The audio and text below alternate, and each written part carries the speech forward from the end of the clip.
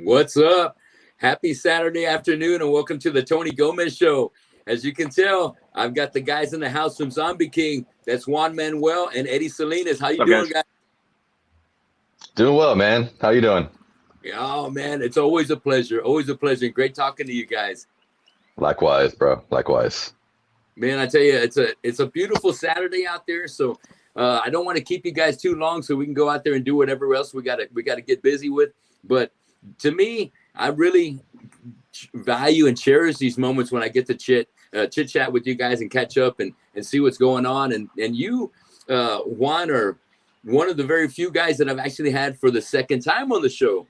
So nice. What? Yeah. I had you and kidding. Don on the show was back in October of last year. Yeah, that's right. And it almost seems like yesterday, but it wasn't too long ago, man. Yeah. So, ever since then, golly, we've been talking about the Reveling getting ready to come out. And so I've seen that it's a projected early 2024 release. How early can we hopefully get it by?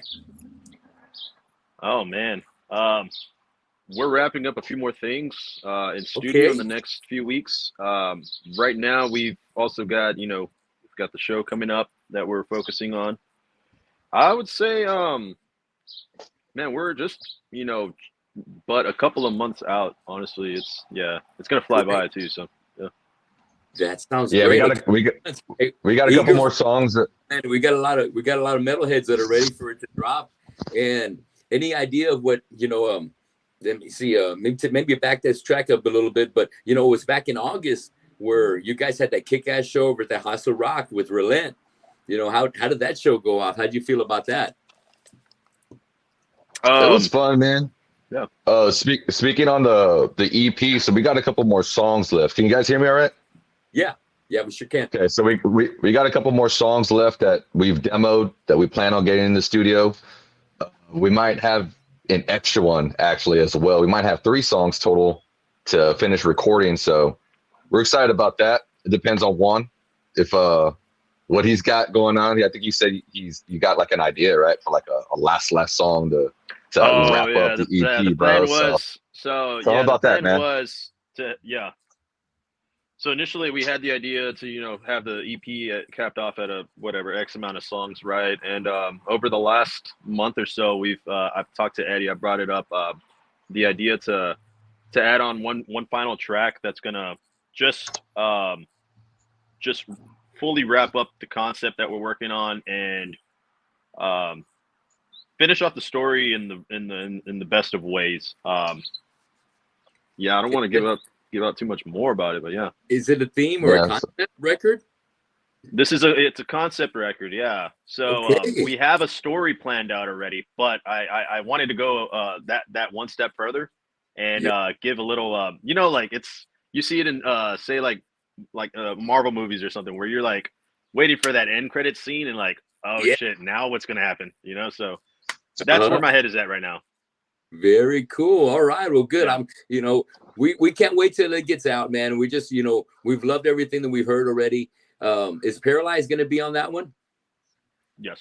Killer, man. Well, you just dropped that Paralyzed. I think that was back in July, the single and the video for that one. Could you maybe drop a line on what the next song, single, and video might be? Title track. I don't know. Title track. There you go. Okay, killer. Perfect. I was gonna say I don't know if Eddie wants us to give it away, but the song's right there in the title. That's perfect. Hey, we're not giving away too much. Title track, man. Very soon. I like the title of that, The Reveling, dude. Fucking very cool. Oh man, hell yeah. Well, speaking of you guys are focusing on the upcoming show coming up February 3rd. That's going to be a huge show. What a great announcement and what a big event that's going to be coming up on February 3rd, Saturday over at Brewster Street Ice House downtown. One of the best venues in town. Prestigious. Shattered Sun, Periwinkle Massacre is getting back together. Darkness Divided. Then we're stacking it up with Relent, you guys, Modern Day Renegade, and Till. Man, it's nothing short of a concert of the year. It's going to be freaking amazing, dude. So you guys being a part of that is a very special niche to be able to get your piece of the action right there, man. And well deserved. And I'm sure you guys are eager to hit that Brewster Street Ice House stage again and tear it up, right?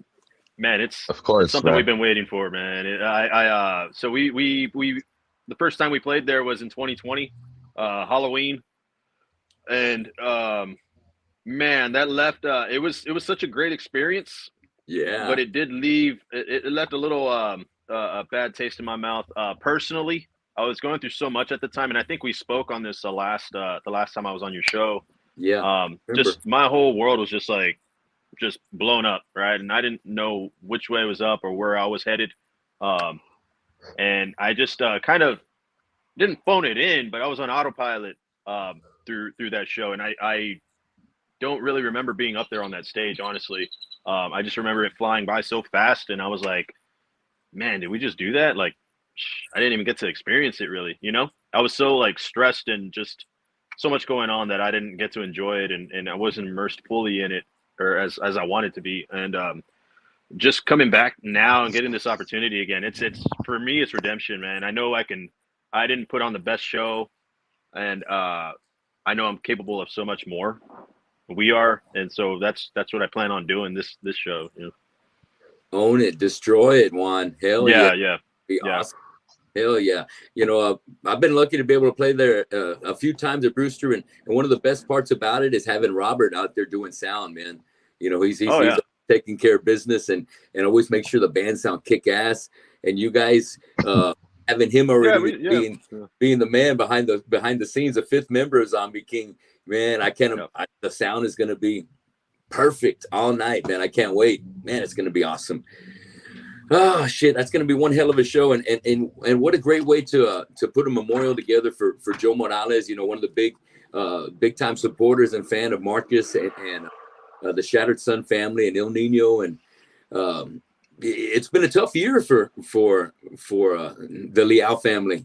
You know, on both sides for him and Michelle, and what a great way to get things started for a great 2024, and to just keep looking forward and keep paving the way for a great freaking year of metal here in Corpus. Man, this is going to be opening a lot of doors for all these guys that are on the bill. So I'm really excited for everybody that locally is being able to take part of this. And to have Relent come down again and jam. I love Miggy and the guys. And Darkness Divided, Sebastian is one hell of a fucking backup singer and shredder and guitar from Darkness Divided. So I can't wait, man. It's going to be one of those days where it's going to be like almost like one of those metal fests that hits Corpus, you know, over at Concrete Street, because it's just going to be one of the big, great times. And I'm just blessed to know all you guys. So it's going to be a big party for me as well. But, you know, last time I had Juan and down in the show, Ed, I was able to kind of dig into their history and stuff and kind of ask them where they were coming from and what kind of got them inspired to be, you know, musicians. And so now that I got you on the line, man, tell me what inspired you to get on the axe, and who's your favorite guitar player? So my pops is actually a musician. So he played in a metal band in the 80s called Quasimodo. And they got some like obscure records out there that are collectibles amongst those boys that are like really into that whole like underground. Like there's a genre, there's like a Texas metal, 80s metal underground scene, like where there's like some older heads that collect records and demos from that time period from the area. And Quasimodo, I can't remember the name of the record, dude. But they have a record out there that's like on eBay and shit. Like you can go look it up. And it's like motherfuckers are bidding on that shit because it's a collectible at this point. But it's just like it's from an obscure 80s metal band that was popping at the time. You know, so there's a market for that, I guess. Yeah, and, definitely. It's crazy, bro. But yeah, so my dad's, you know, he's a musician. He's played guitar forever. You know, as long as I've been alive, longer than I've been alive. So you used to get on your dad's act. It would be in the house, and you just start getting on it. There's always guitars lying around, and eventually picked one up and started fucking making noise on it and shit. And yeah. So as far as favorite guitar players go, definitely my dad's up there. If you think I'm all right, if you think I'm pretty good, my dad's whole other level, right? So Hell yeah. So my pops, but aside from him, Randy Rhoads, Jimi Hendrix. There's a lot more. I could keep going. I could get going, but those are like my main two influences when I was a kid. I got really into it. I got really into Jimi Hendrix. I got really into Jimi Hendrix, and I could play any Randy Rhoads song, solo, whatever. That's my guy, man. Oh, I love it, man. I love it.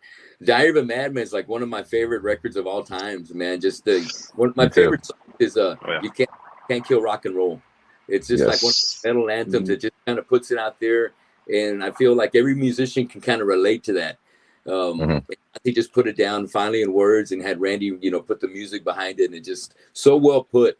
And Randy just got a special part of my life as well, because I was, when Ozzy went solo, that's when I was already a big Black Sabbath fan.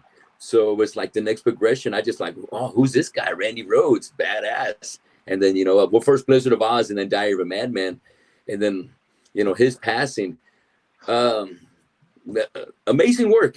Great time guitar players. And for me, Jimi Hendrix was somebody that I didn't get into appreciating until, when I was getting ready to graduate. I got into Hendrix, and I really got into classic rock, Led Zeppelin, and Black Sabbath at that time, because I really wanted to figure out what worked for these fucking gods. What was making them, what made them gods? And so I wanted to study and the compositions, the lyrics, the dynamics, the gear that they used, the different styles of vocalists that rock those bands, and try and see what I could make mine, because I'm trying to fucking find my way in the music world too. So man, I know exactly what you mean by the inspiration from those guys.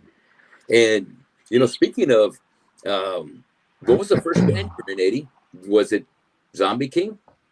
Yeah, man, it's my one and only band, bro. Tight, I feel like I consider myself a late bloomer when it comes to, as young as we still are, especially as young as when we started playing as a band. Yeah, like I consider that starting late, because I know a lot of dudes that are like have been in the scene since they were fucking teenagers, Yeah. And ZombieKing, I don't think we played our first show till we were like in our early 20s. So yeah, so my first and only band, I think Juan, it's probably isn't this your only band too? Yeah. It's just our Andrew had a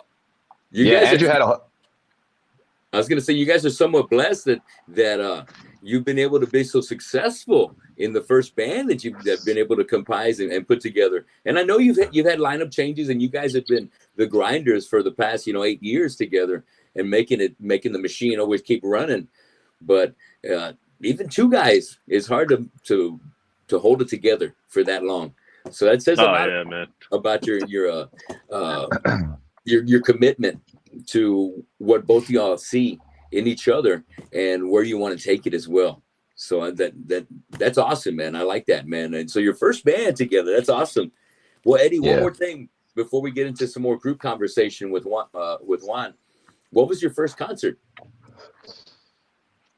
Real quick, I wanted to say Andrew had a hardcore band called TKO when he was a teenager. I think that was the only other band he was in, and then us too. So okay, so you already seen Andrew play, and yes, where you're like, hey, what's up, man? You know how to play bass? You want to join us? Well, because I grew up with Andrew. We grew up across the street from each other, and I taught him how to play guitar. Andrew's low key a sick ass guitar player. Nobody really knows. Andrew fucking plays for fun. So I taught him how to play guitar, taught him everything he knows. But he knows what's up. We used to jam a lot when we were kids, bro. And so when he expressed interest in being in the band, when we were looking for a bass player, it was like, no shit, bro. 4 strings, duh, you can do that. You know what I mean? So that's the attitude, man. I love that, because usually, in a group of friends, when you hear one friend say, you know what, I'm gonna start a band, the other guy's thinking, what the fuck can I play? Shit, I want to be in the band too. If you're not already the bassist, a guitar player, or a drummer, you start thinking, what can I possibly pick up to be a member of this band? And then as the pieces start coming together, we got a drummer ready. Hey, I got a guitarist, or I got a singer. We just need a bass player. That's when you're just like, hey, dude, I'll try 4 strings. Fuck yeah, if I can do 6, 4, I just want to play. And that's just kind of like the diehard the nature of a musician that, you know, if that's what's needed, even if it's a guitar player, like, you know, thinking about Modern Day Renegade and how Mark was just playing bass for Southern Revival for all these years, and now he's back on the axe, which is what I knew him from doing back in the day with Modern Day Renegade and his other projects, you know, even when he was playing with Michael Graves. So now he's back on the guitar. So it's like whatever it takes to be with the guys that you want to be with in the band, you'll make it happen. And that just shows the heart and the desire of a real a musician and what you want to accomplish. So I like that about Drew. Hell yeah. So yeah, man. Andrew, he's a very talented rhythm player, bro. So making the transition to bass was seamless because like I was being silly a bit ago when I said 4 strings, like no shit. But it's like, you know, people kind of downplay like the importance of having a good fucking bass player, bro. Ooh. Or just having good bass at all in the mix. You know what I mean? It's very important, and not everybody can hold that down. You can be sick as fuck on guitar or on anything. Doesn't mean it's going to necessarily translate to bass. But luckily, Andrew being who he is, I knew he can make the conversion. So, little fun fact, some Andrew lore while we're on the fact. But anyway, so back to my first concert. I was 14 years old. I saw Yngwie Malmsteen play at the White Rabbit, and George Lynch opened up for him. So that was my first concert ever. What tour was that? Big. You remember? He had an album called it was an album called Attack. Attack. And early 2000s, bro. Yeah. It's a sick record. Oh, and that was my first show, man. Rudy Sarzo was on bass. Sick as fuck. Rudy Sarzo, dude, the man. Speaking of bass, Rudy Sarzo was on bass, bro. Oh, dude, one of the best guys out there. I've heard a few interviews with Rudy, and he's just a super kind guy with some great stories that have just fucking been all around the world with. So I love Rudy, and fucking legend, man. Oh man, dude, what a great lineup! You know, Yngwie Malmsteen was one of the first couple of concerts that I got to see over at the Ritz over here downtown, and I caught him my pops was there. Yeah, and I caught him on the Trilogy tour. And on Marching Out, I got a pick, and I still got it here on the wall, man. Shit, Yngwie Malmsteen was one of my guys, and you know, back in the day in my crowd, it was junior high at that time. We would battle who was better: Judas Priest, Iron Maiden, Yngwie Malmsteen, Randy Rhoads, and I was the guy with the sweeps, and I loved the sweeps of Yngwie Malmsteen. So. But I was always outnumbered by my other friends that were fucking football players and linemen and shit for fucking Randy Rhoads. So I would always get fucking clobbered in fucking battles and shit. But that is taking it back to the old school days. But Yngwie, that's awesome. That's a great first concert right there. Hell yeah. And you know, you said it was San Antonio, White Rabbit? Yes. Oh, dude, San Antonio rocks too, man. I know they came out for that show. It probably sold out, more than likely. Well, you know, it was. I want to give a shout out, Christina Reyna, friends of the band, giving you shout outs over here on my side in the chat room. Oh, nice. What's up? Always got a lot of Zombie support, man. Whenever I go to your shows, you have a lot of people that are familiar faces to every ZombieKing show, and that just kind of goes to show that you guys are just great guys. And that you're putting out some kick-ass music that you just keep on building up a better fan base, man. So much props. Thanks for tuning in, Christina. Thank you, man. Thanks y'all for watching, man. So let me get into the mix. Juan, let me ask you, tell me about what's your dream concert lineup? Oh man. What do you mean? Yeah, give me like 3 or 4 bands that you were just like, oh hell yeah. Man, to be opening for them would be the shit. Oh, opening. All right. Man, I was just talking about this the other week. I really would love to open for Killswitch Engage, man. I think that would be sick. That's me being a little selfish right there. But man, other bands, obviously, either Metallica or Avenged or both of them, maybe both of them. That'd be great. Trying to think, man. There's so many. You know what, man? I want to run it back and play another show with Avatar, but like at that next level, you know, like they're so fucking amazing, dude. Like that live show was like one of the best I've seen. So to do that in a bigger, crazier setting, like would be we would kill, dude. That would be killer as well. Oh man, great bands. I'd love to see that show right there. Metallica, Avenged Sevenfold, Kill Switch Engage, Avatar, and you guys. Oh, I can see that in the poster right now. Sounds good. Yeah, that would be solid. tight. Eddie, what do you see? What would you like to be a part of? Dead or alive? Oh, dead or alive. It's all good. Yeah. That's crazy. Kind of changes everything, right? I guess, yeah, more of our contemporaries, I guess. Avatar, as Juan mentioned, I think playing with Avatar again would be sick as fuck. Yeah. Yeah. Opening for like Ghost would be fucking crazy. That would be cool. Playing with Spirit Box would be sick. There's a bunch of bands. Yes, bro. I have not put their EP down, man. I've been playing it nonstop, man. They did a great job.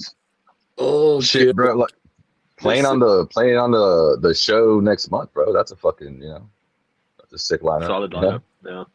Right. Yeah. I'm telling you, what a dream lineup, right? Hell yes. But those are some a young classic, here, dude. Spirit Box and them. Oh man. Yeah, I know it's kind of hard to pinpoint and kind of tag it down, but man, to be, I'm sure there's going to be some badass lineups that you guys are just going to be getting in within the next 5 years. I could just imagine what's going to be coming our way by ways of like Brewster Street. And I think, I just feel the next inevitable spot right there is going to be American Bank Center. So keep grinding. Yeah, man. Yeah. There, bro. I can't wait. I mean, that's going to be the next spot that you guys need to conquer right there. I mean, we got Tool coming up there really soon, and hopefully that's a sign of things to come. Yeah, no kidding. Exactly. Where we get more big metal bands coming down and give us, because they can sell it out. They can, and just like Tool did. The tickets aren't really, they're expensive, bro. They're, they start off at $100 and they just keep on going up. And I'm willing to do that if it's Tool, if it's Metallica, if it's Avenged Sevenfold, if it's if it's a Slipknot, bring the big shows, the big productions, and have some great opening bands. And yeah, man, I'll drop the $100 plus, because it sure beats me having to drive to San Antonio. I'd rather see them in my hometown, and have all the friends and everybody there just enjoying them, like that big huge parties like they used to have over at Johnny Land, where we used to get, Ozzy and Slayer and Pantera and shit. Oh man, it was unbelievable. But yeah, American Bank Center, that's the new place to conquer. So it's somewhere on the list. It's just going to take a little bit to get there, but just so long as we get more bands like Tool coming over here and bringing the metal scene and showing that American Bank Center and the city that there's a big crowd that could be known to sell out fucking shows, then I think the market's only going to blow up. And we're not too far from San Antonio. I think more bands like bands like Iron Maiden used to do a whole Texas tour. They'd hit, the Valley, San Antonio, Corpus, Houston, Austin, Dallas, El Paso. That's a badass tour right there. And you can make merch just for all that. So it's going to be killer. So let me see. Let me keep moving on. I remember, back in October, well, I might have hit you guys up maybe July, August. But when I was putting together Baldy's Metal Brotherhood, I was looking at having you guys on the bill. But right before we got ready to get things going, close to the actual show date, man, you injured your hand, Eddie. How's things been going since then? Are you back to 100%? Yeah. Am I? Yeah. Am I? All yeah, right. we're about back to 100%, bro. Thank God. Yeah. Yeah, man. Just looking forward to get back in the studio, start rehearsals for this gig, and it should be all right. Good. I can do that. Good. I can do that. So. Yes. Well, by the grace of. Speaking of health and keeping things fucking rocking and rolling, God willing, maybe you guys can still do this coming year's Metal Brotherhood show over at the House of Rock. So let me get the date. I'll throw it at you guys, and we'll keep our fingers crossed that God willing, we can make it happen this year. Maybe we're looking at October. So I'd love to make that happen, man. We had a great show that night. We ended up having Texas Devil and Southern Revival return for the second year. Count Your Dead came in, and then my band, my new original band War Cult had our first show that night. So it went really well. And last year I think we dropped maybe about 1,000 is as far as our donation. This year we went up to 1,150. So next year is going to be better. And we're doing it for the Corpus Christi guitar programs. We want to keep kids, motivated and funded and supported, in our high school programs that are getting into guitars and learning music. So that way they can get ready to shred. So, good things are happening on that, and hopefully we can include ZombieKing on that for next year. But thinking about pre-production and getting things, you still got a few more songs to record, and even got that last track that you want to make sure gets in there. Juan, Robert being the man behind the scenes, how's Robert been doing? Good, man. Just keeping the machine going. It's a great time working with him, man. He's on the same page as we are. It's the chemistry is so much better now. The writing process is, man, the first EP that we worked on, there was a lot more work. I mean, we're still working hard, but it's we read each other a lot more well now, and it's just just works. Awesome. It clicks. Everything clicks, and it's now he's doing good. Like you said, he's going to run sound for us at the show, so he's going to help get the set ready for with us too, as far as going over little things that we'll need to figure out for the show. He's doing good, man. Excellent. Well, with Robert normally going out on the road with previously with Shattered Sun and El Nino running sound for them on the road. Would expect that he would be doing the same kind of support for you. Is there going to be some touring maybe planned after the Reveling comes out? So I think so. the plan is to what's the plan? To get moving in Texas. Killer. And, like you said, you were just touching on it. The market's there. San Antonio, bangers that you Austin, Houston, Dallas, go to the Valley. We want to do it, and I think this is the year we can make it happen for sure. Oh, killer. Great ideas, man. Exactly, man. There's so many great cities in Texas that you could stir up in the metal scene that will just kind of, just keep echoing throughout the nation. You know what I mean? You see putting kick-ass shows, San Antonio, Houston, and Austin down the Valley. Things are you'll be stirring up the pot, and before you know it, things are just only escalate into bigger, better things. Hey, big boy. Hey, Papa. Hey, real quick, my grandson came over. I'm gonna have to come give him some love. Come in real quick for a second. All right. He's getting ready to go to a birthday party, so I just want to. Hey, come here, awesome. Papa. Come here, Grayson. Yeah, look, there you go. Say hi to the guys. What's up, dude? That's Ron and that's Eddie from ZombieKing. Yeah, you look so good. You ready to go have a good time over at Eva's birthday party? Yeah. Good. Well, give me a kiss. Birthday parties, man. Grandpa loves you. Okay, close the door over there. Okay, I'll see you afterwards. What beats a birthday party on a Saturday afternoon? Right, a Saturday afternoon, kids' birthday parties, right? Oh, hell yeah. We know how it is, dude. It was always great when we were kids doing all that, man. And now, my grandson's doing it. So, and I'm missing this one, but it's all good. It's all good. There's more parties where that came from. Real quick, it looks like we got some more activity coming in from some friends in the chat room. Oh, hey, yeah. I see something. Matt got through in the house. Hell yes. Oh, That's shit. Matt's got a lot of love for you guys, man. And then we got Michael. Matt, man. What's up, Matt? And Matt's in the house and Jason Voss. Put the gate up for me, okay? Thanks. All right. So shout out to everybody that's joining us in the chat room. Thanks a lot for tuning in. If you got any questions for the guys, please feel free to put them in the chat room. We'll ask them, okay? And let me keep rolling, okay?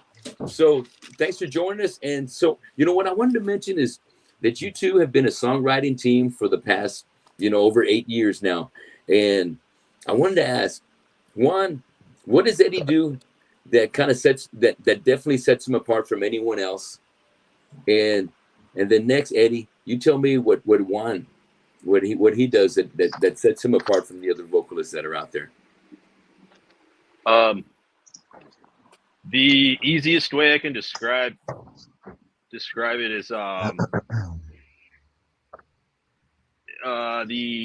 that it factor, the intangibles, the things that people are only born with, stuff that can't be taught, stuff that's deep inside you, man.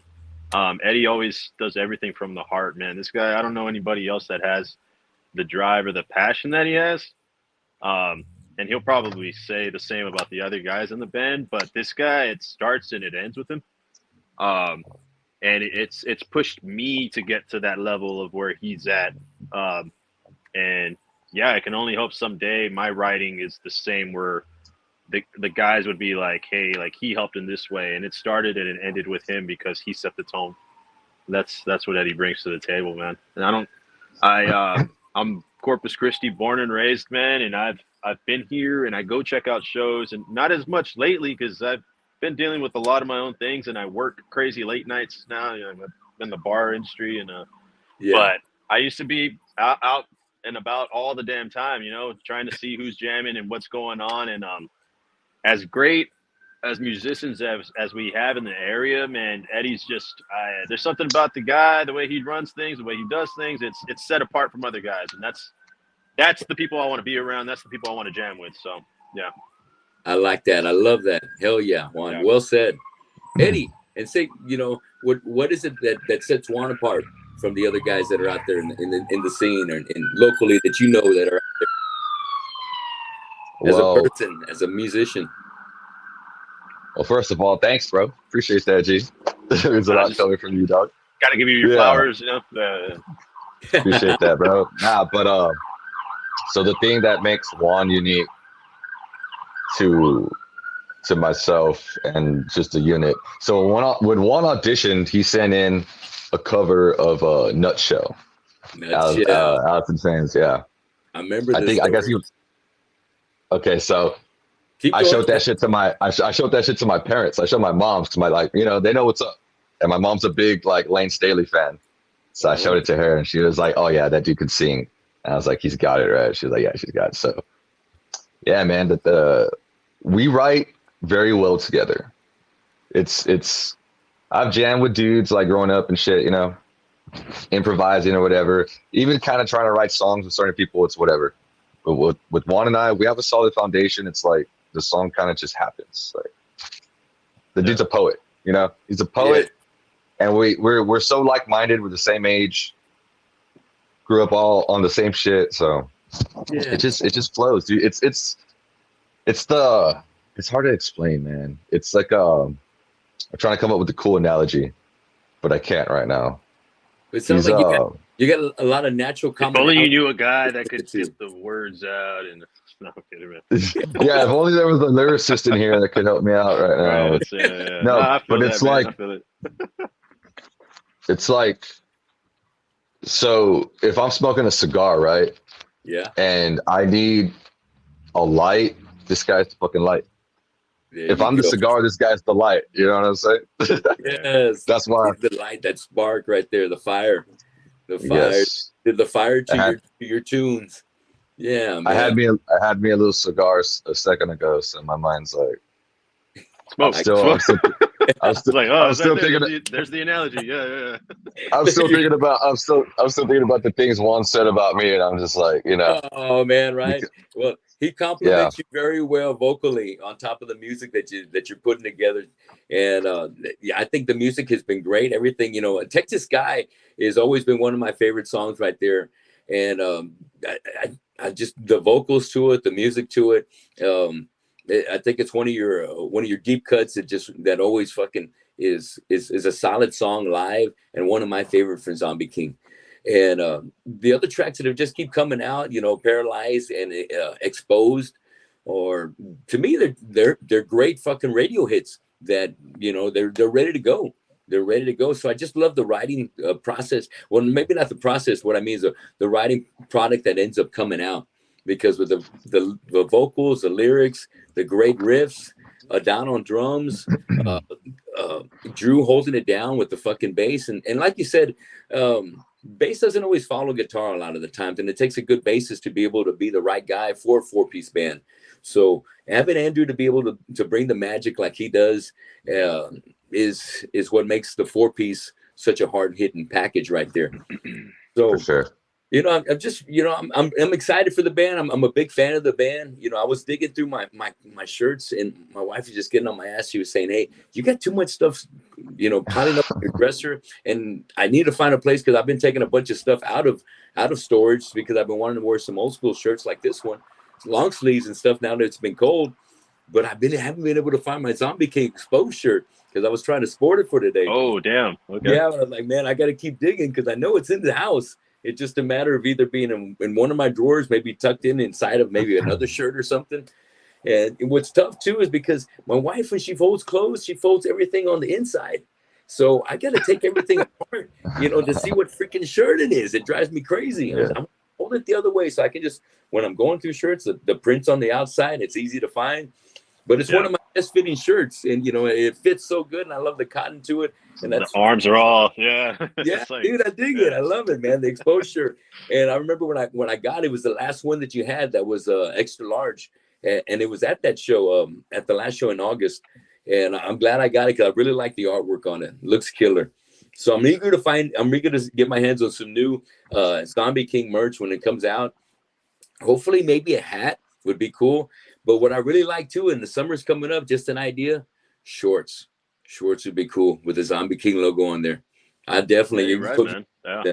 Even if you just get them from the band, I'll pre-order a pair so that way I can wear them around, man. That would be tight. Very tight. That's a good idea, man. Shorts, booty shorts as well. Of course, dude. Exactly. You have a lot of around the topic of shorts. Yes, absolutely. Yeah. Hey, those are great. That's a great idea. Yes. Hey, the merch is where it's at. You guys got a great logo, and shorts, man. Every design I've seen, it always kicks ass. Especially the last one with the skeleton. Oh, dude, that album is that print looks heavy, dude. I love it. With the ZombieKing, that's just like the picture, dude. It looks heavy. Perfect. Yeah. And I had to decide that day because I was I wanted to drink that night. So that show I was either gonna get the new print or the old print, but I figured I better get the old print because it's the last copy. So better get it, and I'll have to catch up with the next one here at the next show. But before I move on, I got to give props to Matt. He says he learned the riff for Expose, and he's got shit. Fuck. He's got what? And that's a heavy riff. Yeah, man. Love it, man. It's a super hooky song right there. So, send me a video, Matt. Send me a video you playing it, bro. Hey, that's a great idea. Bring it on, Matt. Yep, post that. Make sure you tag Eddie on that. All right. Next thing I wanted to get to is I want to ask you, with Robert helping you guys out behind the scenes, are you aspiring to be independently managed, or preferably would you rather get signed to a label? I'll take that. So, yes, I suppose so. We signed with the label a while back, and we fulfilled our obligations with that. So, right now we're just focusing on just being as self-contained as possible, self-sustainable, and just being able to invest in our art and grow ourselves with, meeting the right people, making the right moves, but more so focused internally, ourselves as people, as a unit, as artists, and just growing as organically as possible, and just seeing what doors open, so to speak. You know what I'm saying? But more importantly, so it's just be doing the right choices for you guys, and so I believe in the process. So great things are ahead, whether either which way. But I tell you what, it just matters with the kind of networking and what kind of things can you come across the table. And if it's good, it's good. You got to take it. You got to take it and what's going right. And with the experience that Robert's already had under his belt, sounds like everything's going to be in fucking great hands. So I'm eager to see how everything lands out towards a year from now. I wonder what's going to happen in this next ZombieKing year. But moving on to a couple more questions before I want to get to a little segment called Draw the Line. I wanted to ask you guys, how do you feel about artificial intelligence getting into our music business, creating music and like copycatting, music, like say for instance, if did you hear about that the last song that came out with the Beatles that they finally put together because they fixed the vocals to John Lennon's voice and they were able to put it out. And I think the track's really good, and I think it's very well done.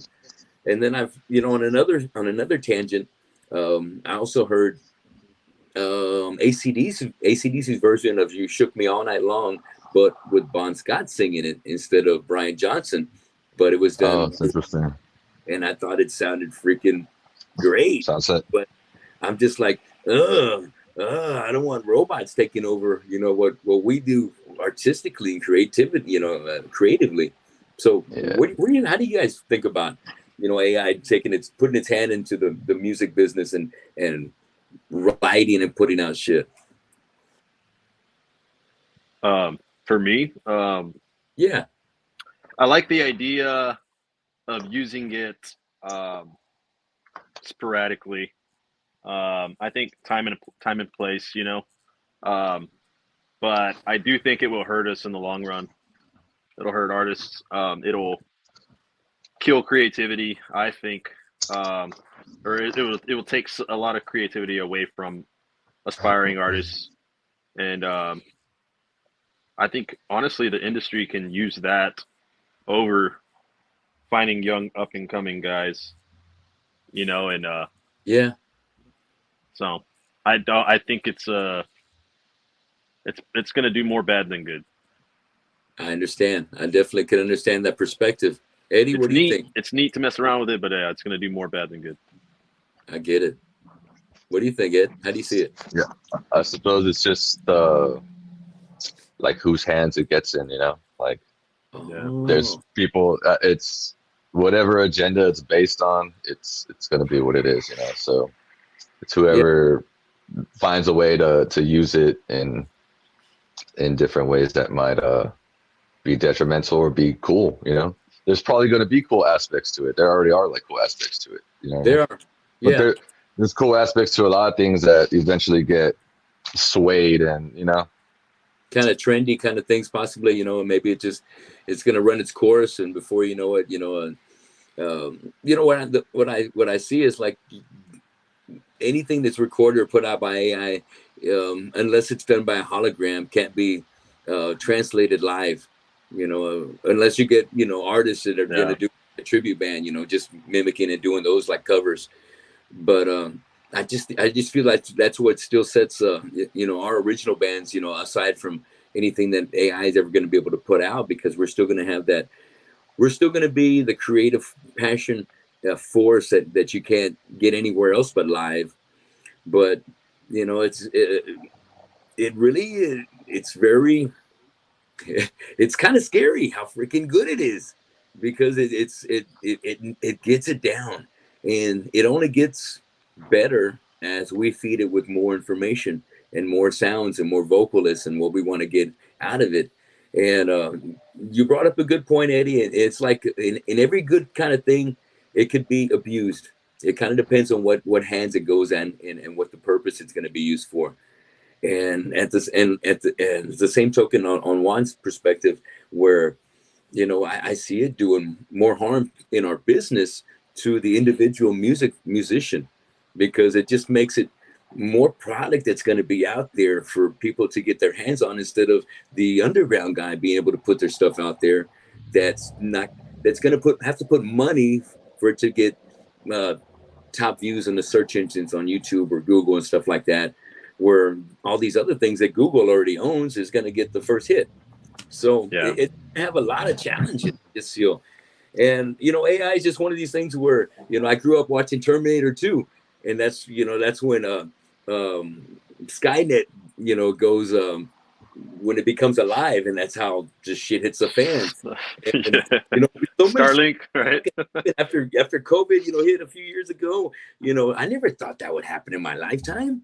And I just, one of these things that just the future is so uncertain. And I just think that like you say, in power in the hands of the person that possess it can change so much in just one decision.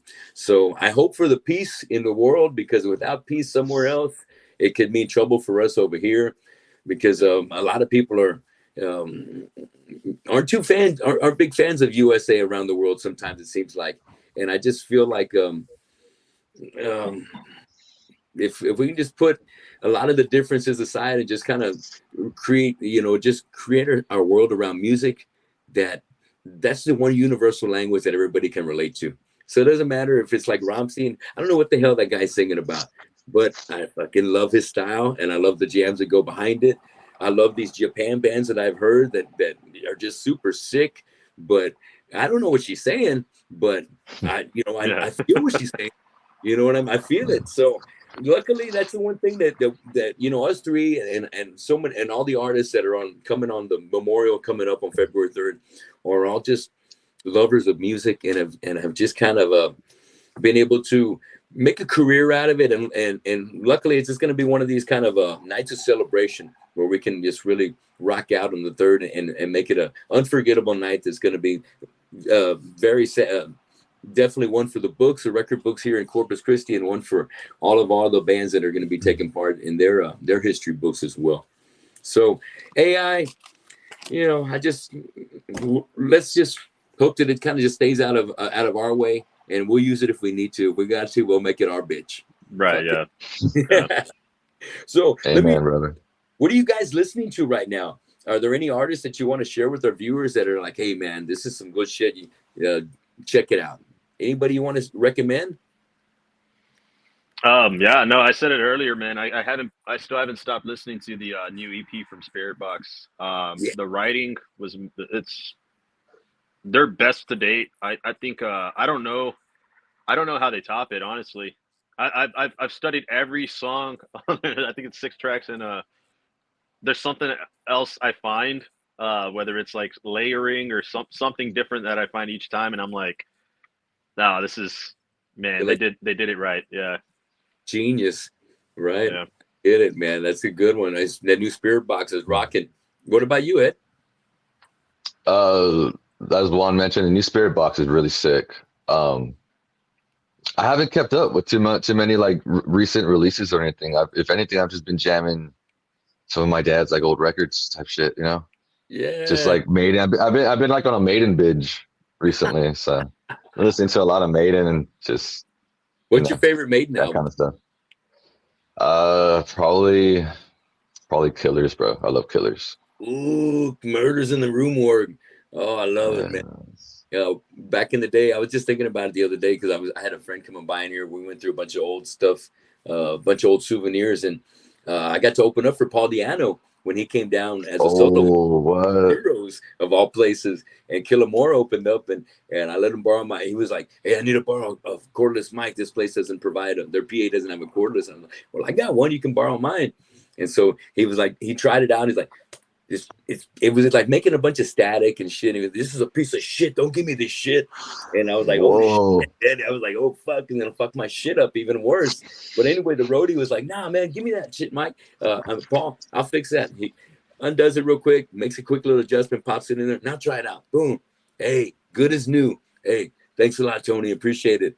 And after the show, super cool. He made time for all the fans to sign autographs and shit. So big love for Paul Di'Anno. And that was record breaking. If there wouldn't be Maiden if it wasn't Paul in the mix to kind of be that first singer to get him from A to point C. And I think, I love Killers, but man, I'm such a big, Bruce Dickinson, was one of the, when Number of the Beast, I must have heard it 1,000,000 times. And then Peace of Mind came out. I might have heard that maybe 1,000,000.2 times. And Power Slave came out. And by then I was listening to a lot more music. My music tastes were really growing. And so Power Slave maybe didn't hit the 1,000,000 mark, but I still feel like it's a close tie between Power Slave and Peace of Mind. I just think those two is like, ooh, they're so fucking badass. And I love those records too. Great it changes for me, bro. Like, it changes from, whatever vibe I'm on. Like sometimes I love Killers, sometimes I like, you know what I mean? I love all that shit, honestly. I just love, I love what I love. It's so good. I know what you mean. That's right. Is that Andrew in the house? Andrew Garza tuning in. Is he in the chat room? Is he? Drew, is that him? I can't see. Probably. He says hi. Well, if you go to the Andrew, if you want, go to the ZombieKing page and hit the link on the page and jump in the room if you can. All right, now I'll add you in. So just feel free, jump the heck in. Hell yeah. Well, we're kind of winding things down, but before we do, I want to ask real quick: you guys seen any good movies? You know, I know we had some break time during the holidays and had some downtime. You see anything good that you want to recommend? Anything good you catch? I haven't been watching many movies lately, but I did watch that new Dave Chappelle special, The Dreamer. Solid. Oh, you caught that? That was pretty cool. Yeah, yeah. He starts off so fucking strong, man, and then yeah, he just keeps you hooked, man. It's Love Chappelle. Masterclass, yeah. Hell yeah. Ed, catch anything good over the holidays? I was going to mention the same exact thing. The same shit, bro. Damn. The Chappelle special, yeah. Hey, we love Chappelle, dude. He's always great, dude. Oh, Yeah, look, man. let's see. Oh, look, we're getting Drew in here. Hold on a second. Oh, is he on? We're getting a visitor. Oh no, that was you coming back in. Okay, good. All right. Well, Drew, right. come in. Okay, I'm off. a couple Right of right, raise the roof right there. A couple of movies, and I know it's kind of old, but I must have seen it about 3 times. Was Violent Night? Did you ever see that movie with Santa Claus? Oh no, I haven't seen it. No. Mm-mm. Dude, it's so Good. much fun. It's Santa Claus meets Santa Claus meets Die Hard.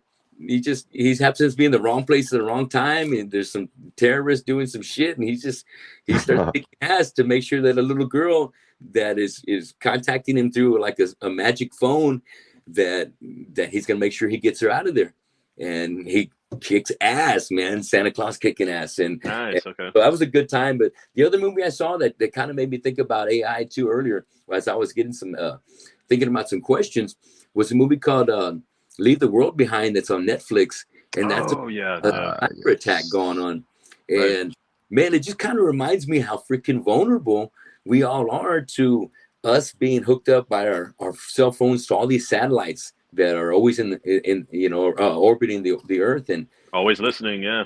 if they get always listening, and if they get hacked, man, there's planes falling from the sky in this movie. There is, big freaking I'm trying to think, like ship liners. I mean, huge ships and cruise liners that were just with no control going crash landing into land, and it just kind of, and just people just going to extremes and rioting and things like that, because it just takes people to a spot where there's no electricity and there's no ways of communication. People don't know what's going on, and they get desperate. And yeah, anyway, it was a trip. So Yeah. Leave the World Behind, definitely a cool watch. And but it's one of those movies that, like, oh, at the very end, oh shit. So but cool. If you got some time to check out Netflix, check that shit out. And the other one I wanted to recommend was a badass movie from one of my favorite guys, Denzel Washington, The Equalizer 3.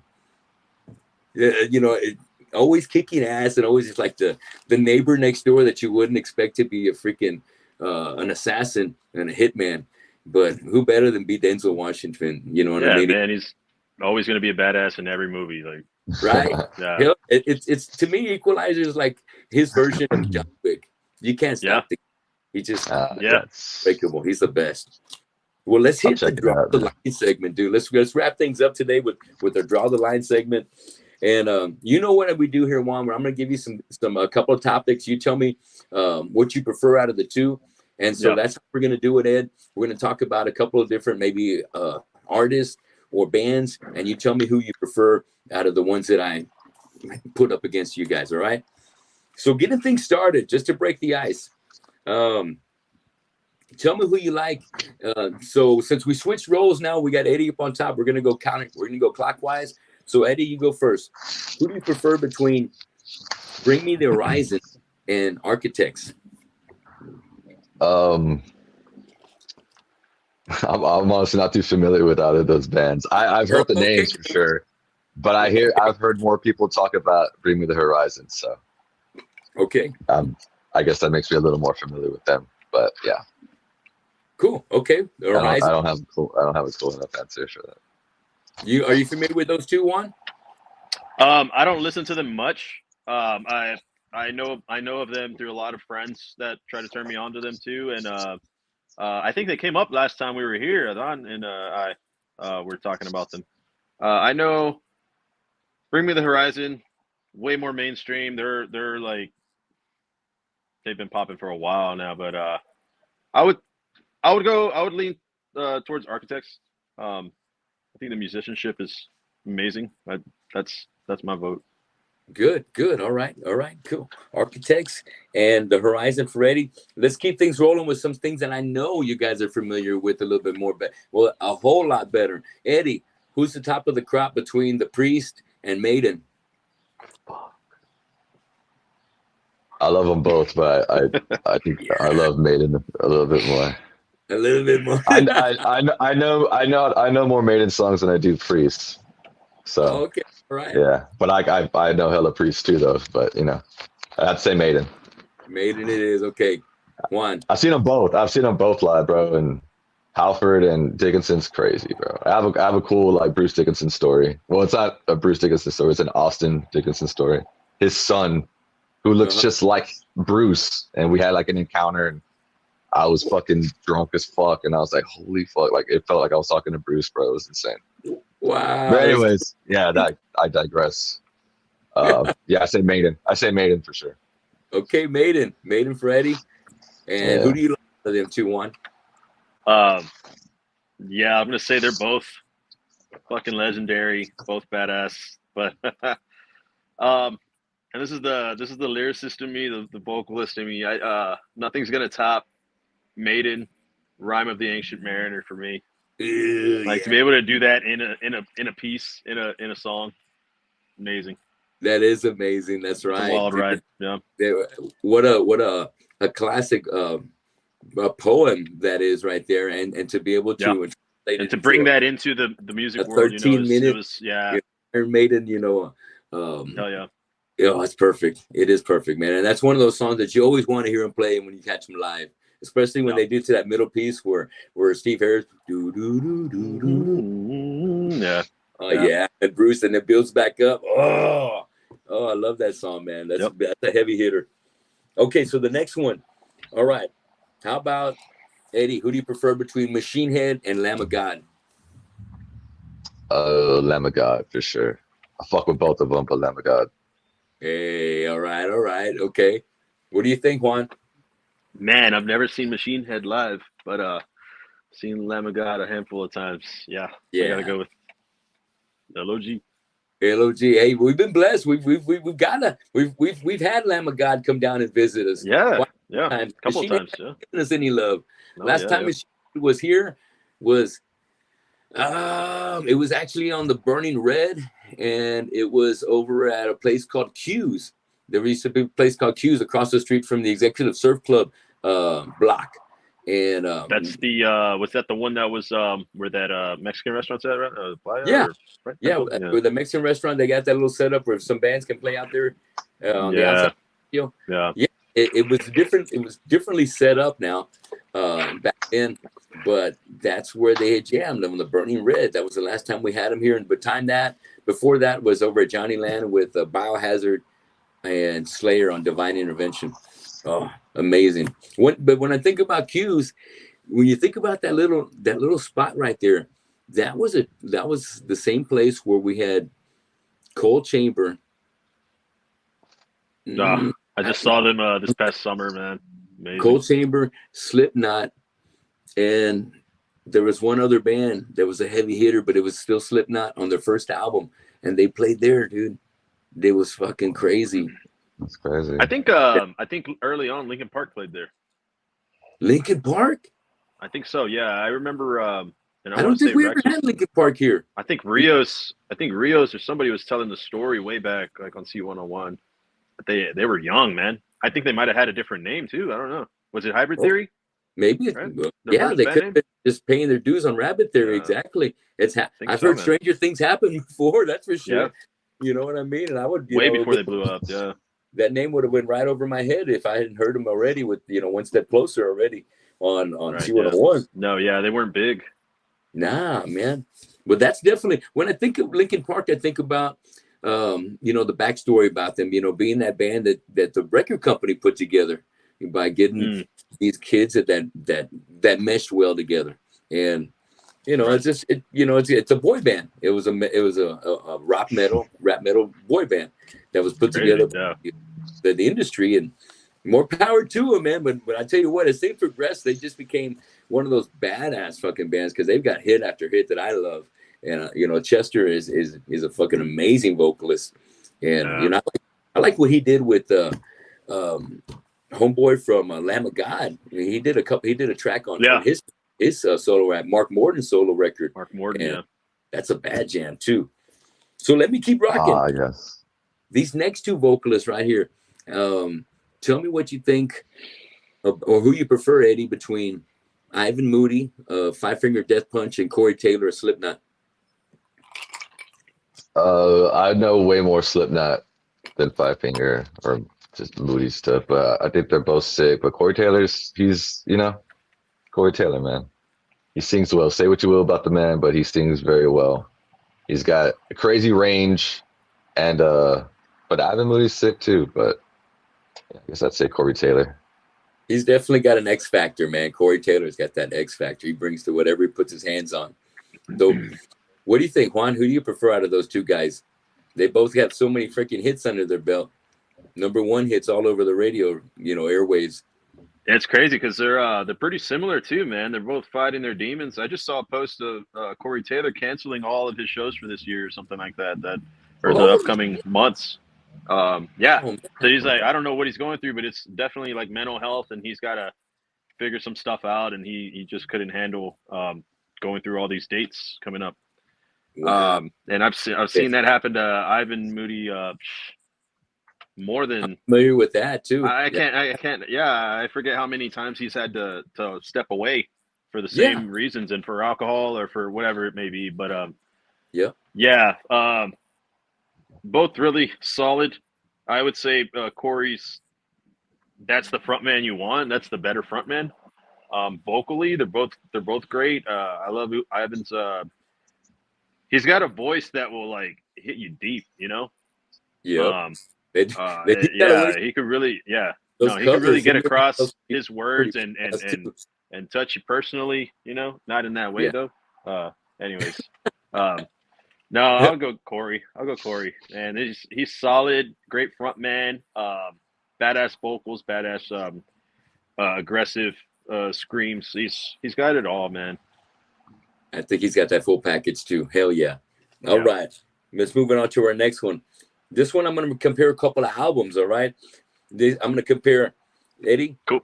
Who do you like out of the new Metallica 72 Seasons album versus the new Avenged Sevenfold? Life is But a Dream album. Damn. The new A7X is sick. It's and it's off the wall. It's a trip. It's a trip, but in a good way. Right. And Metallica's Metallica, brother, OG, But if we're just going like album to album, they're both great albums, but the A7X album definitely made my mind do a lot more. You know what I mean? A lot more work and like good work. Just trying to process it honestly, while vibing at the same time. It made me feel like I just read a book type shit when I heard the A7X album. You know what I mean? Yeah. So I get it. Hell yeah. What do you think? How do you feel about those two albums, Juan? Man, that's tough, man. It's so close because I feel I kind of have the same gripe about both records. Like for Metallica, from start to finish, I wouldn't say I love the entire album from start to finish. There's some that just like flow so well. I don't want to press a single button. I just want it to play through and keep playing through, and I'm going to enjoy every second of it. I think for Metallica, there's so many great standalone tracks that are on the album. It kind of goes downward at certain points, but solid writing, solid tracks, and some of it's like classic Metallica, so I love that. But on the Avenged side, it starts off so great, so strong. I do think there's a turning point in the album where it shifts big time in the middle of the album. The second half is way more experimental and just more vibey, different. And at times, the second half of the Avenged album loses me. In that second half, I'm not as hooked as I am on the first like 5 or so tracks. So it's close, but I would say Avenged, because that first half is so damn good in that album that it makes up for what I'm not listening to in the second half. I get it. Hell yeah. Definitely both huge albums for both bands throughout for this year. Big, huge drops, man.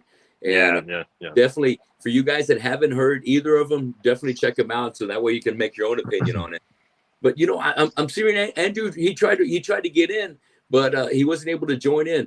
I'm gonna do something. I'm pretty sure Andrew's already, one of my friends on Facebook. I'm gonna go to him real quick and send him a link, and just give me a quick second to jump out real quick. Cool. Yeah. I want to give him the opportunity to get on here real quick and join the chat room with us. So just get him this real quick. It won't take but just a second for him to be able to tune in with us.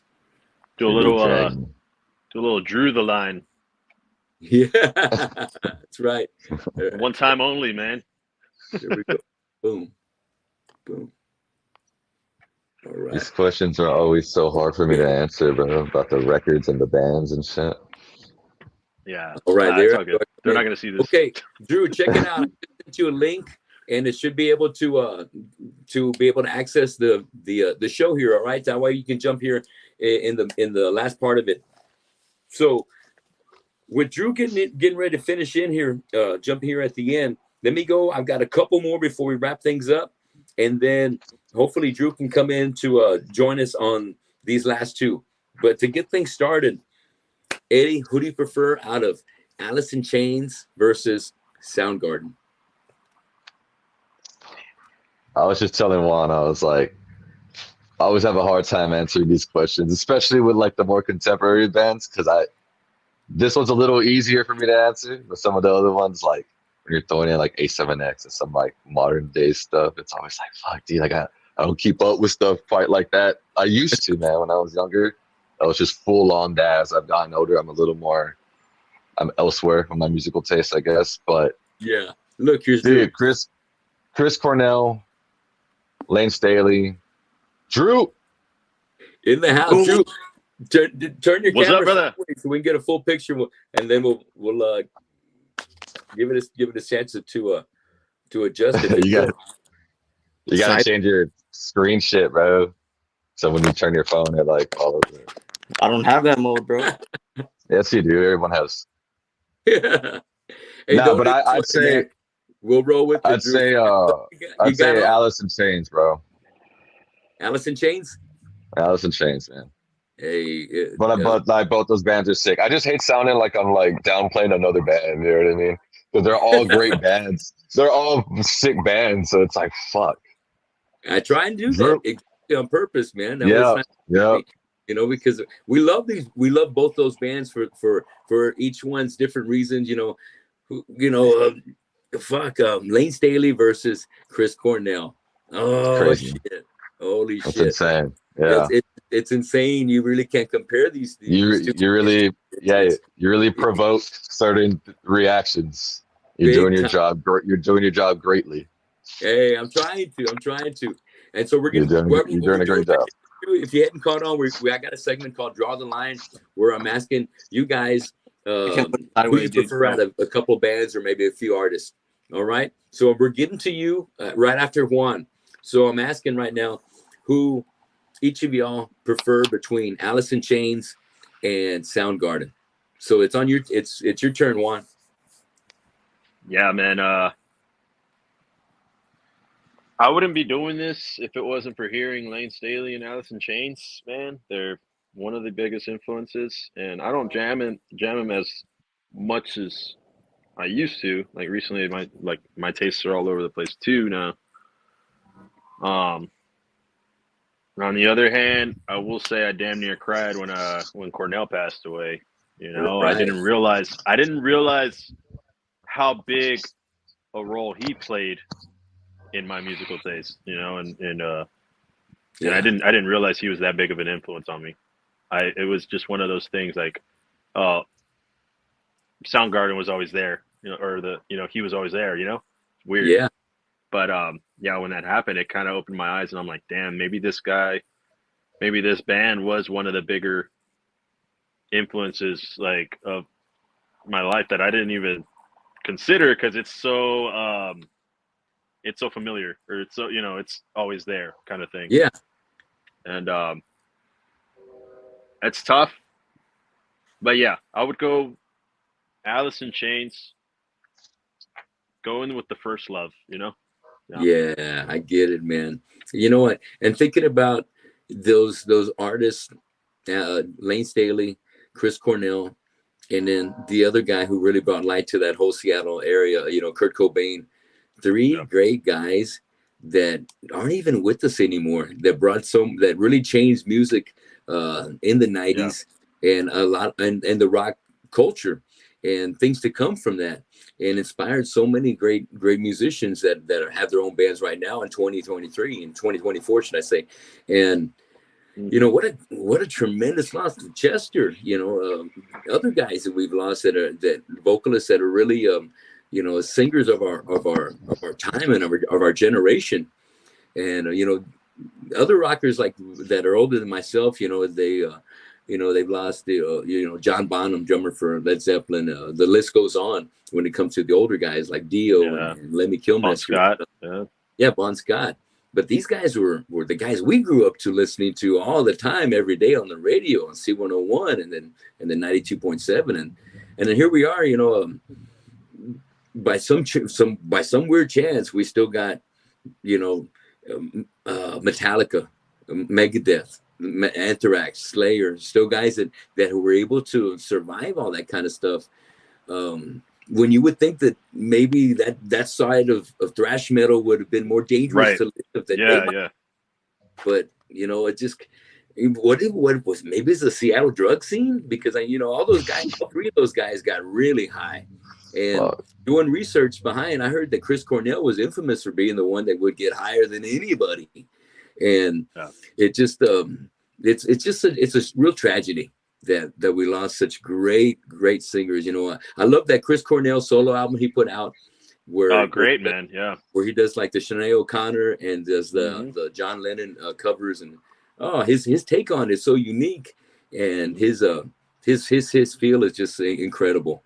And just like Alice in Chains and Nirvana did the Unplugged sessions, those recordings right there are incredible too. So yeah, we're all kids from that '90s movement right there, and it's something that now we're hearing it on classic rock, which I think is kind of funny. And I never thought I was going to be hearing Metallica on any oldies channel whatsoever, and now we're able to enjoy it because we've been able to put the time in, and we've been able to be rocking over 20 years.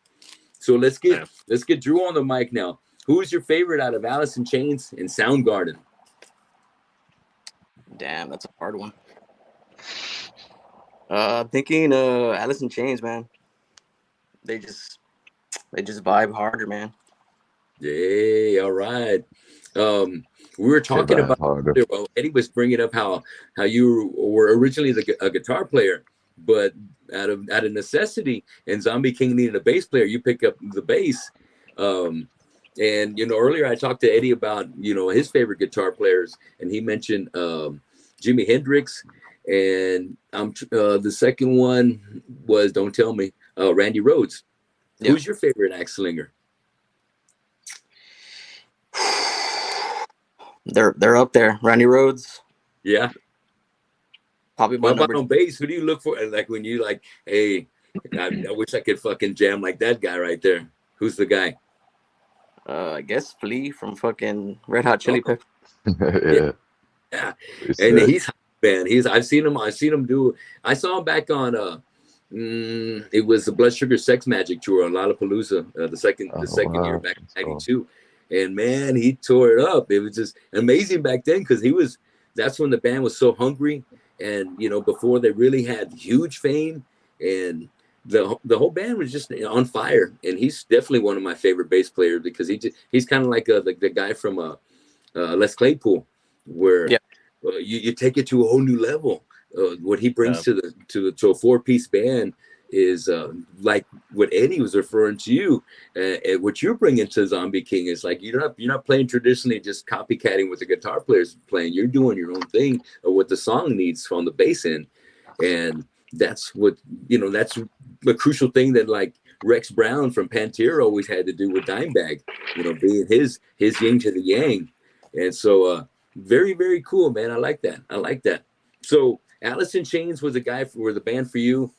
I've got one more for the three of you guys, and this one is a triple threat, and they're all guitar players, but I want to know who you prefer. Starting with you, Eddie, between Tony Iommi, Black Sabbath, Dimebag Darrell, Pantera, and Dave Mustaine from Megadeth.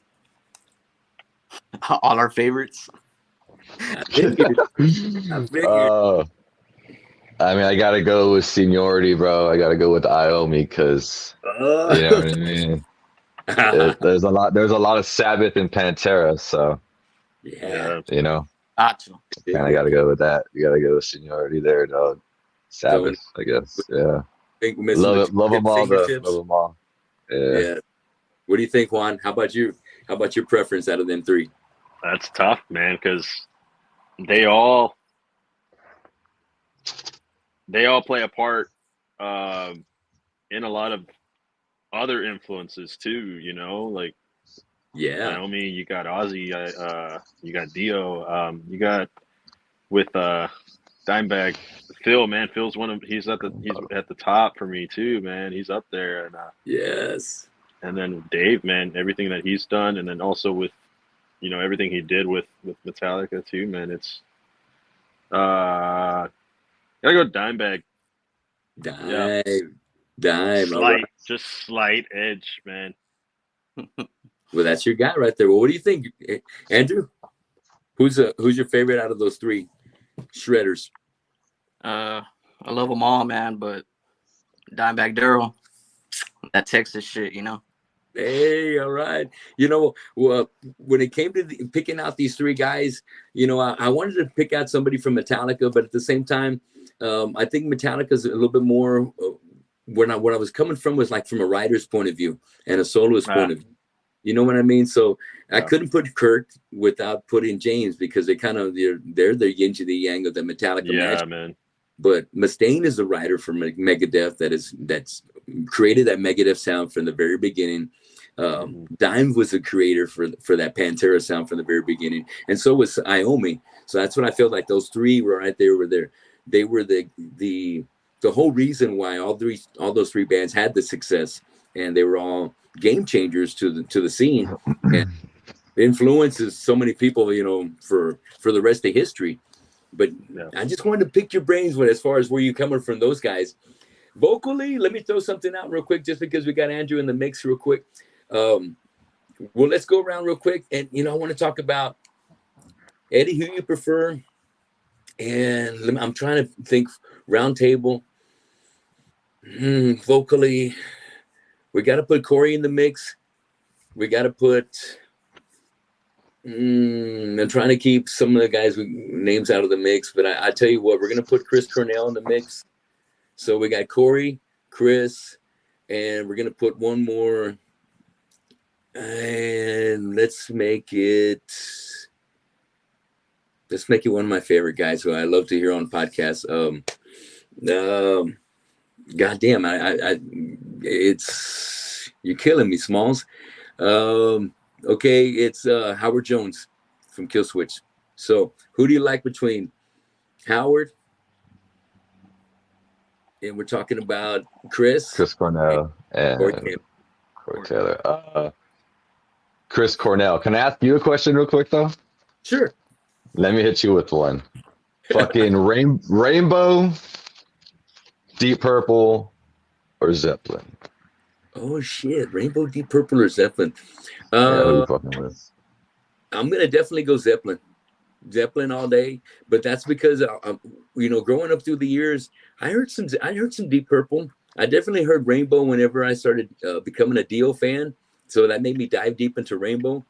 But Rainbow, as well as Deep Purple, were more the band that was right before my generation, just like Zeppelin was. But Zeppelin just had more... they had more visibility. They had more popularity. They were on the radio more, like C101. And so, you know, I just heard them more. And I from good times, bad times to everything on that first album. I had to buy that CD because I just felt like that was like the roots of like where metal and hard rock started out. So I felt like those were the architects. So I had to definitely get that in my catalog, and every one of those songs is a banger. I want to say that there's a love song on there. Not really two love songs, like on the very first Zeppelin. Um, Gonna say goodbye, baby, or I'm gonna miss you, Oh baby. yes, yeah. And it's just like, oh, incredible vocals, drums, the bass. There's another four-piece band that's just incredible, and music will never be the same if we didn't have a Zeppelin. But thanks for asking me that one. Hell yeah, Zeppelin all day. Hell yeah. So going around, who do you think out of them three heavy hitters? I'll choose at the very end too. I'll be the last one after Andrew. So tell me, Eddie. Did you say Chris? Chris Cornell, yeah. Chris Cornell. All the highs. Yeah. Hell yeah. And what he did with the Temple of the Dog. Yeah, he hit some fucking big time highs on that jam. Yeah, So man. Audio Slave, bro. Oh yeah, Audio Slave. Yes, of course. Fuck with Audio Slave, yeah. Yeah. Juan, what do you think out of those three bangers right there? Screamers. Oh man. Angels at times, yeah. They sound like angels at times. Yes. Yeah. I go with Chris Cornell. Yeah. Yeah, everything he did from, Soundgarden to Audio Slave to Temple to even the collabs that he did with Chester at the time when they were touring together was, man, some of the most beautiful vocals I had ever seen. The chemistry was badass, dude. It was cool to see. It would have been great to see it live, to hear that. Yeah. But yeah, no, the guy I think out of the three, the most talented vocally, most all around complete singer. Chris. For sure. Love it. All right, Andrew. Tell me who you like out of them three. Gonna have to go with Corey, man, on this one. Corey. All right. What's your favorite song, Corey? What's your banger? It's just like, oh, when it comes on, you got to turn it up. Wait and Bleed. Yeah, right. I love Corey, man. Everything he's kind of been a part of. I was watching him on concert last night. I mentioned earlier that I got me one of these outdoor projectors, so I was watching that last night, having an outdoor concert, and I was watching the Roadrunner All-Stars, and I think that went down. The 20-year anniversary is coming up in 25, so we went down in 2005, and it was in New York City, and it had all the Roadrunner, all the heroes, man. It had Jordan, Joey Jordison on drums, it had Paul Gray on bass, he had Corey from Slipknot, you had Andreas on guitar from Sepultura, you had Rob Flynn on vocals, you had Matt Heafy on vocals from Trivium. The list goes on and on, but Corey it's his energy in whatever he fucking does. He does Bothered on that one, but he's got the singer from Life of Agony on that track right there, and man, them two super dynamically skilled vocalists that have such a great range. But I think when I talk about those three guys, I've got to go with Chris, because I think Chris was able to hit notes that those guys can't hit. Those highs, wow. He's able to do it and hold it with such strength and confidence. Holy smokes. Some of the things he did, like on the Jesus Christ Pose, on Bad Motorfinger, and what he did on my favorite is Super Unknown. I think they were in a special place in their career when they did that one right there. From Black Hole Sun. When I first heard Black Hole Sun, I knew it was going to be a hit because it was just so unique.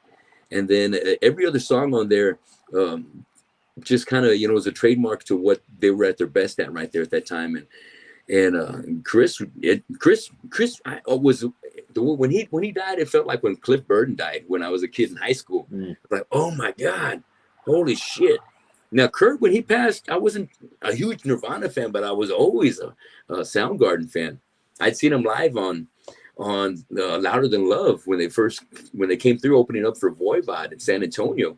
And so it's the first time I was able to see the band and see him singing was like, holy shit, amazing.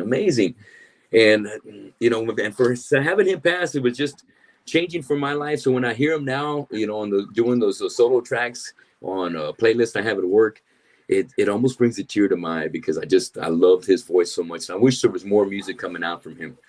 But well, there might be things up. Thanks a lot for letting me pick your brain and letting me kind of carry on with my Chris Cornell love over here. But I think we all have so much love for all these guys that we grew up listening to that they kind of shape and definitely influence us and are part of what our being has come out of. Whether it comes out in our music is another thing, but it's definitely left its mark on us for better or for worse. So, guys, it's been awesome having you guys on here. I know we got the show coming up February 3rd. It's going to be here before you know it. It's going to be 3 weekends from today. And it's going to be is it 3 or 4? I'm trying to think. Maybe it's 4. Maybe it's 4 weeks. Yeah, 4 weeks. 4 weeks. 4 weeks. Okay, we got 4 weeks 4 out. weeks out. And so that's it's going to fly by. So everybody out there listening and whoever is watching us on here, please go pick up your tickets, all right? Because it's going to sell out. It's going to sell out. I guarantee you. We've got so many great local bands that are going to bring all their crowd. And then the name Shattered Sun, Periwinkle Master, Darkness Divide, it's going to be pulling in people from their outreach and outside areas. It's going to sell out. Don't take your chances. Don't wait till the last day and think you're going to get the tickets at the door. Get them early. But remember the big lineup. We got Tilled, ZombieKing, Modern Day Renegade, Relent. We've got Periwinkle getting back for a reunion. Darkness Divided has just recently got back together. And then Shattered Sun is finally going to get back together. And I want to put my finger on it, but how many years has it been since they've already been together? Maybe 5 or more, something like that. It goes by too fast. And it's a good thing that we're really blessed to have, one of our own, Marcus Leal, and being one of the heavy hitters in the nationwide scene in his band Il Nino, and him having some time to get it together with the rest of the guys to get a reunion together and put this memorial for Joe Morales on. It's going to be a special night. I'm glad that you guys are a part of it. And any last words that you guys want to throw in to our people before we? Yeah, man. Like that. Whose mic is that? You want to? There we go. You want to mute your mic, whoever fucking sirens that is.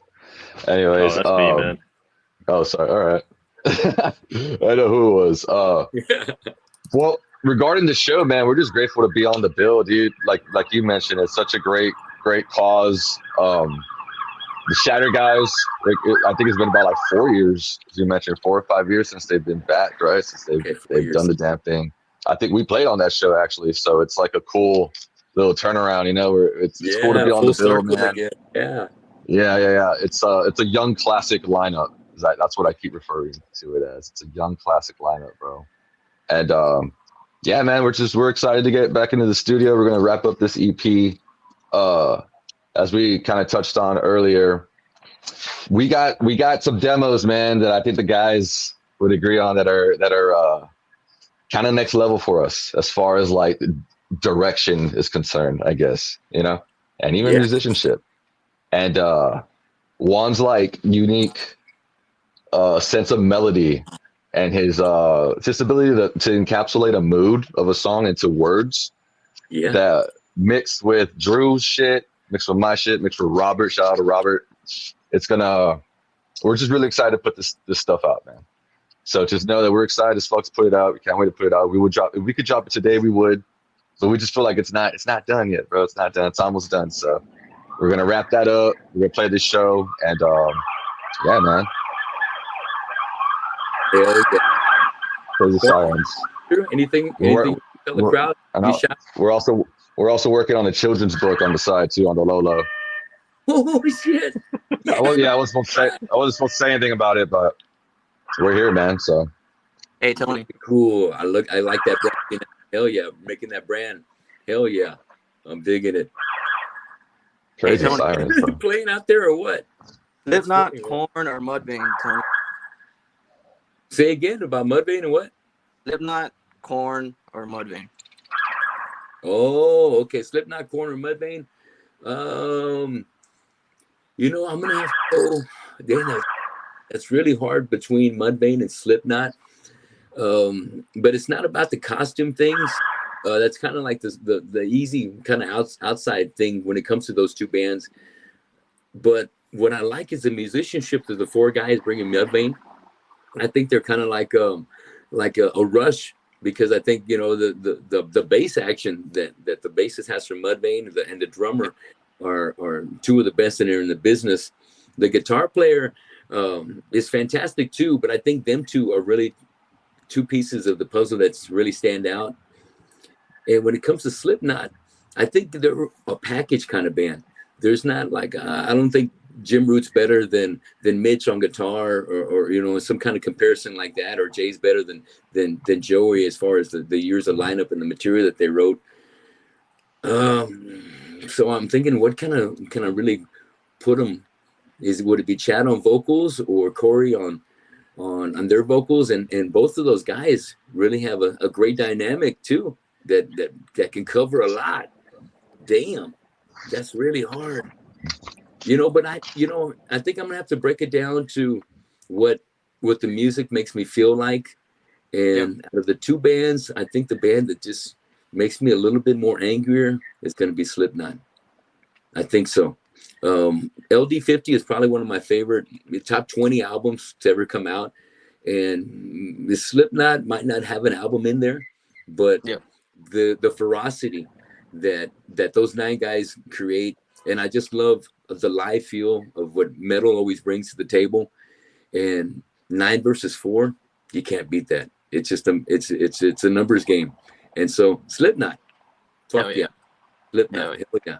But I had to get to that, you know, it's, you know, with these bands we grew up listening to, and they have a special spot in my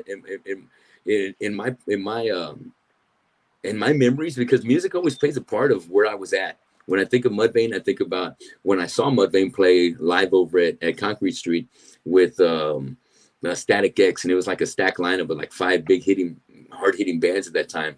And then when I think of Slipknot, I think about when I saw them on the '99 Ozfest tour, opening the side stage. You know, it was like, what the fuck were these guys? And both have just been grinding all through the years. But you know, it's funny how both bands have also experienced death.